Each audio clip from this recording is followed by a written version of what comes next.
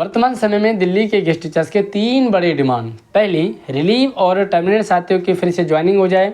दूसरी, 7-8 साल से सैलरी नहीं बढ़ी है, सैलरी बढ़ जाए। और तीसरी, जॉब सिक्योरिटी के लिए कोई अच्छी पक्की और बढ़िया पॉलिसी बन जाए। हवाई बातें करना बड़ा आसान होता है, लेकिन सच उतना ही कड़वा होता है। साथियों, पॉलिसी में लगता है समय, लगेगा समय। पॉलिसी में कई सारे फैक्ट देखे जाते हैं, कई सारे कानूनी दांवपेच देखे जाते हैं, डिपार्टमेंटल कई सारे चीज़ें देखी जाती हैं। तो फिलहाल पॉलिसी को अगर हम साइड में रखें, क्योंकि इसमें समय लगेगा, समय लगता है, तो जो दूसरी डिमांड है वो है सैलरी। सैलरी सरकार चुटकी में बढ़ा सकती है, क्योंकि शिक्षा का बजट बढ़ा दिया है, तो गेस्ट टीचर्स की सैलरी बढ़ सकती है और बढ़ भी जाएगी। लेकिन बात यह है कि सैलरी बढ़ने से ज़्यादा ज़रूरी उन साथियों के बारे में सोचना जो रिलीव होकर के घर बैठे हुए। हो सकता है कई सारे साथी मेरी इस बात से मुझे भला बुरा कहेंगे, कमेंट भी करेंगे, लेकिन साथियों जो जॉब पर हैं, जो कर रहे हैं, वो तो अपनी जैसे तैसे चला ही रहे हैं। भाई 7-8 साल से चला ही रहे थे, तो फिर और कुछ टाइम तक चला सकते हैं और चला ही रहे हैं। लेकिन उनके बारे में सोचिए जो रिलीव होकर के घर बैठे हुए। अब यहाँ पर ये भी बात आती है कि भाई सिर्फ सोचने से क्या होगा, क्या सोचने से ही इनको ज्वाइनिंग मिल जाएगी? बिल्कुल सही बात है। अब यहाँ पर और भी कमाल की बात है कि जो रिलीव साथी हैं वो लगभग 5-6 हज़ार का इनका आंकड़ा आता है, लेकिन इन 5-6 हज़ार साथियों में कई साथी तो दूसरी जगह सेट हो गए। कई साथी जो दोबारा लगना ही नहीं चाहते, वो तैयारी में जुटे हुए। अब बात आती है कि कितने बचे एक्चुअल डाटा। तो सबसे पहला देखो, सोचने से काम तो होगा नहीं, सबसे पहले तो एक्चुअल में रिलीव साथी कितने हैं, उन साथियों का डेटा आंकड़ा आ जाना चाहिए। और ये इसमें जो ज्वाइन साथी हैं उनको हेल्प करनी चाहिए। साथियों, अगर हम दूसरों के बारे में सोचेंगे तो फिर दूसरे हमारे बारे में भी ज़रूर सोचेंगे। इसलिए ठीक है, सैलरी बढ़ जाए बल्ले बल्ले, लेकिन जिनके घर का चूल्हा ही नहीं जल रहा, सोचे उन पर क्या बीत रही होगी और क्या बीतती होगी। जो साथी रिलीव हुए हैं उनको एहसास इसका ज़रूर होगा। अगर सैलरी थोड़ा सा लेट आ जाती है तो हालत ख़राब हो जाती है। हम 2-4-5 दिन सैलरी को लेट नहीं चाहते, तो सोचो जिनके घर में सैलरी आ ही नहीं रही है उनका क्या होगा। अब बात आती है कि सबसे पहले तो हमें एक काम करना चाहिए कि कई सारे स्कूलों में आज भी पोस्ट खाली पड़ी है। जैसे मेरे स्कूल में मैथ की एक पोस्ट खाली पड़ी है, और कई सारे दिनों से संस्कृत की पोस्ट भी खाली पड़ी थी। बट फिलहाल संस्कृत की तो भर चुकी है, लेकिन मैथ की पोस्ट खाली है। अब ऐसे ही आप सभी साथियों के स्कूलों में सब्जेक्ट की पोस्ट खाली पड़ी होंगी। तो सबसे पहले तो प्लीज़ आप लोगों से रिक्वेस्ट है कि आपका स्कूल कौन सा है और उसमें किस सब्जेक्ट की कितनी पोस्ट खाली पड़ी है। अगर आपके पास डेटा है, अगर आपके पास जानकारी है, तो ग्रुप में रख दीजिए, इस वीडियो के कमेंट में रख दीजिए। नहीं तो आप अपने स्कूल से IT से पता करके कि किस सब्जेक्ट की कितनी पोस्ट है और कितनी आपने भरी हुई है, आप उन्हें कमेंट में रख दीजिए। एक आंकड़ा आ जाएगा तो हम डिपार्टमेंट के पास उस आंकड़े को लेकर के जा सकते हैं। दूसरी चीज़ PFC, तो PFC में सीटें बढ़ेंगी, ये उम्मीद है हमें कि बढ़ेंगी। वैसे कई बार तो PFC में सीटें घटी है, लेकिन इस बार PFC में सीटें बढ़ें, हम ऐसी उम्मीद करेंगे। इसके लिए मैं थोड़ा सा डिपार्टमेंट और सरकार के साथ रिक्वेस्ट करनी पड़ेगी। प्रेशर तो बना नहीं सकते, लेकिन रिक्वेस्ट करके उन साथियों की वापसी हो सकती है। तीसरा ये कि इस 2025 एंड तक कई सारे हमारे परमानेंट सीनियर साथी वो सेवा मुक्त हो रहे, तो उनके रिटायरमेंट के बाद गेस्ट टीचर्स के फिर से ज्वाइनिंग होने की उम्मीदें बढ़ जाएंगी। तो एक तो ये कि भाई रिलीव साथियों के लिए एक्चुअल में काम जो हमारे ज्वाइन साथी है वो कर लें, साथ में जो रिलीव साथी हैं वो भी इस पर काम करें। बात यहाँ पर ये भी आती है कि जिन साथियों की ID टर्मिनेट हुई है उनका क्या होगा। टर्मिनेट होने का रीज़न क्या है? तो सबसे बड़ा ये है कि टर्मिनेट होने का रीज़न क्या है।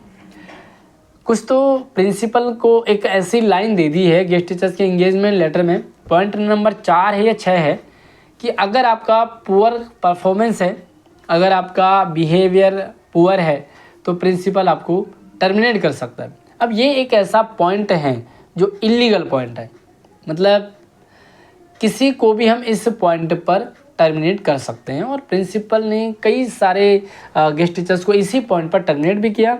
कई सारे साथियों से पर्सनल दुश्मनी भी निकाली। और हमारे पास कई सारे साथी आंकड़े लेकर के भी आते हैं कि भाई पुअर परफॉर्मेंस क्या होता है। अगर हम ये कहें कि आज के टाइम में परफेक्ट कौन है, तो शायद परफेक्ट तो हम भगवान को कह सकते हैं, उस गॉड को कह सकते हैं। और कई बार तुम चांद में भी दाग निकाल लेते, हम अपने गॉड में भी कमियां निकाल देते। तो परफेक्ट तो फ़िलहाल कोई नहीं है। तो अभी जो टर्मिनेट साथी हैं उनके लिए भी डिपार्टमेंट के पास रिक्वेस्ट करनी चाहिए, हाँ भाई इनको दोबारा से, ठीक है गलती हो गई है, मान लीजिए हमसे बड़ी भी गलती हो गई, लेकिन है तो इंसान, तो गलती हो गई है। और कई साथियों को तो सरकार ने अपने निजी रंजिश के कारण टर्मिनेट कर दिया, निजी स्वार्थ के कारण टर्मिनेट कर दिया। तो इन सभी बातों को सरकार तक पहुंचाया जाए तो सरकार इन पे अमल लाएगी। दूसरी चीज़ है कि अगर रिलीव साथी ज्वाइन हो जाते तो एक यूनिटी बन जाएगी और उसी के साथ आगे काम किया जा सकता है। कई साथी हमारे पीएफसी को इसको लिफो को गलत बताते, तो साथियों लिफो गलत नहीं है, लिफो एक जस्ट सिस्टम है और वो सिस्टम का होना ज़रूरी था। क्योंकि इससे पहले किसी को भी कहीं से भी रिलीव कर दिया जाता था, उसमें प्रिंसिपल अपने पसंदीदा को रखते हुए, चाहे वो नया हो पुराना हो अच्छा हो बुरा हो। लेकिन जब लिफो आया तो कहीं ना कहीं उसे हम गलत मानते, पता नहीं क्यों। लेकिन मैं जब रिलीव भी हुआ तब भी मैंने लिफो को सही बताया, और जब मैं ज्वाइन हुआ तब भी लिफो सही है। क्योंकि लिफो एक सिस्टम है, फेयर काम होता है, प्रिंसिपल अपनी मर्ज़ी से रिलीव नहीं कर सकता, एक सिस्टम से रिलीव होते हैं। और ये सिस्टम हम पे भी लागू होता है, जो साथी रिलीव हो गए उन पे भी लागू होता है, और जो अभी सिस्टम है उन पे भी लागू होता है। लिफो को मतलब होता है सीनियोरिटी, और सीनियोरिटी परमानेंट साथियों में भी। तो एक सीनियोरिटी के हिसाब से तो काम सही है, क्योंकि अगर प्रमोशन की बात करें तो वहाँ पर भी लिफो काम करता है, यानी कि लिफो नहीं, उसे हम सीनियोरिटी कहेंगे। तो सीनियोरिटी से ही वो प्रमोट होते हैं, चाहे वो पीआरटी से टीजीटी हो, टीजीटी से पीजीटी हो। तो आप लोगों से मेरी रिक्वेस्ट है कि सही डायरेक्शन में लड़ना सफलता दिलाती है।